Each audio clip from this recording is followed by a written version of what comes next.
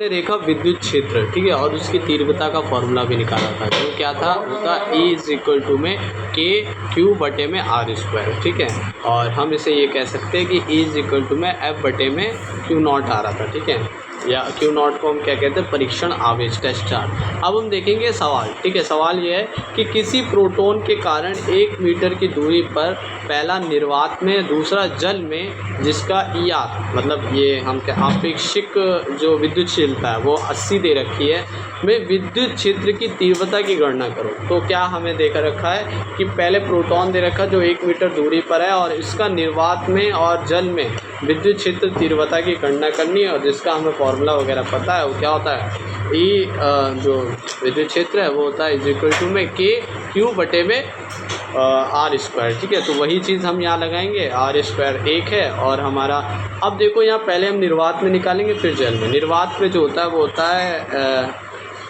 1/4πε0 होता है, जिसको हम वैल्यू में निकालते हैं वो आता है 9 × 10⁻9। तो इसका जब हम मल्टीप्लाई करेंगे हमारे प्रोटॉन 1.6 × 10⁻19 से, तो हमारा आंसर आएगा 14.4 × 10⁻10 न्यूटन पर कूलम, ठीक है। इसी था।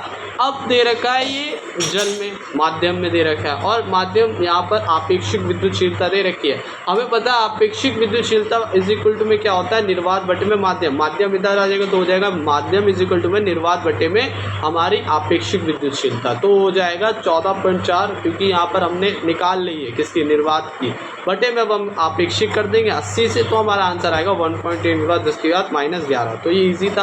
अब हम एक नए टॉपिक पे रेखाओं पर आएंगे। विद्युत क्षेत्र की रेखाएं, इलेक्ट्रिक फील्ड लाइंस या इलेक्ट्रिक लाइन ऑफ फोर्स बोल सकते हैं। देखो भाई, हम इसी लाइनों से फोर्स भी निकाल, जो बल उनमें लग रहा है वो बलों को भी निकाल सकते हैं, ठीक है। तो लाइंस क्या है, देखो भाई, ये लाइन जो है वो वास्तविक नहीं है, काल्पनिक है, जो कि हमें वास्तविक विद्युत क्षेत्र की को प्रदर्शित करती हैं, ठीक है। यही इसकी डेफिनेशन है कि वे काल्पनिक रेखाएं जो वास्तविक विद्युत क्षेत्र को प्रदर्शित करती हैं, काल्पनिक है बस, वास्तविक विद्युत क्षेत्र की प्रदर्शित कर रही हैं, और वही विद्युत क्षेत्र रेखाएं कहलाती हैं। अब यहाँ पर दिशा वगैरह भी हम इससे निकाल सकते हैं। मान लो कोई इस तरीके से हमारी विद्युत क्षेत्र जा रहा है, उसमें हमें दिशा निकालनी, तो हम उसमें एक लाइन खींच देंगे, एक काल्पनिक क्या रेखा खींच देंगे, जिससे हम क्या कर सकते हैं, उस स्पर्श रेखा जो खींची है हमने, वही दिशा बताएगी विद्युत क्षेत्र की। तो वही है विद्युत क्षेत्र रेखा, ऐसी काल्पनिक रेखाएं हैं जिसके किसी बिंदु पर, मान लो हमें दिशा देखनी है, तो खींची गई स्पर्श रेखा उस बिंदु पर विद्युत क्षेत्र की दिशा को बताती है। अब हम देखेंगे vector form for direction of electric field.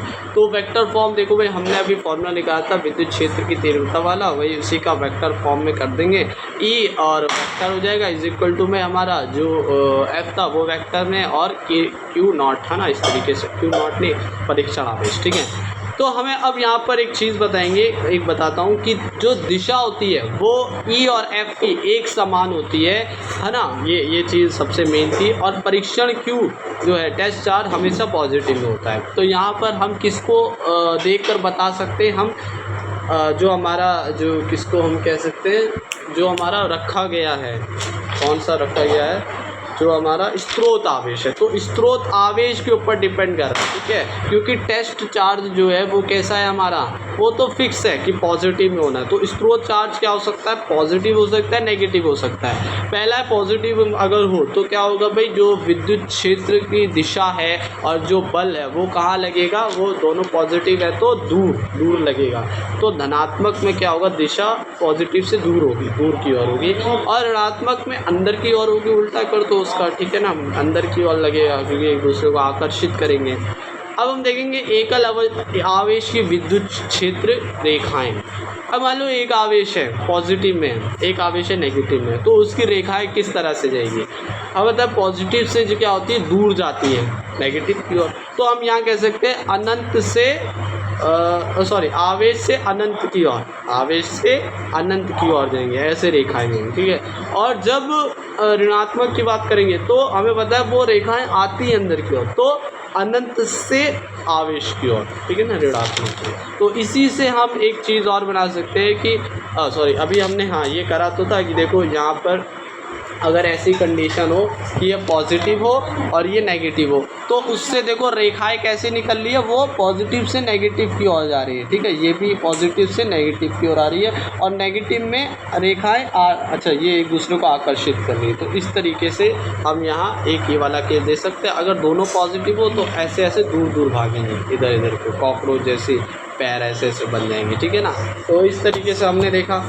अब यहाँ पर एक और चीज़ है कि दो बिंदु जो विद्युत क्षेत्र रेखाएं हैं एक दूसरे को प्रतिच्छेद नहीं करती है, एक दूसरे को काटती नहीं है। भाई एक अलग रेखा जाएगी, एक अलग रेखा जाएगी, ऐसा क्यों होता है, क्यों नहीं काटती? क्योंकि ऐसा करने पर कटान बिंदु जो होता है, मान लो कोई जिस बिंदु पर कट रही है उस कटान बिंदु पर दो दिशाएँ होंगी। अब हमें पता है किसी पॉइंट पर दो दिशाएँ नहीं हो सकती, एक ही दिशा होनी चाहिए। तो यहाँ पर ये संभव नहीं होता है, इसीलिए कभी विद्युत क्षेत्र रेखाएं आपस में टकराती नहीं है, प्रतिच्छेद नहीं होती है, क्योंकि two direction in one point is not possible. अब देखो विद्युत क्षेत्र तो ये नेक्स्ट पॉइंट है, ठीक है। विद्युत क्षेत्र रेखाओं की समीपता मतलब अभी देखेंगे क्षेत्र की प्रबलता को प्रदर्शित करती है। मतलब कि जितना विद्युत क्षेत्र रेखा की जितनी ज़्यादा समीपता होगी, है ना, जितनी ज़्यादा समीपता होगी उस पॉइंट पर, वो उतना ही ज़्यादा प्रबल होगा। मान लो ये वाला पॉइंट है, ये वाले में देखो कितनी ज़्यादा विद्युत क्षेत्र रेखाएं जा रही, तो ये ज़्यादा प्रबल होगा E2 और E3 से। इस तरीके से यहाँ दर्शा।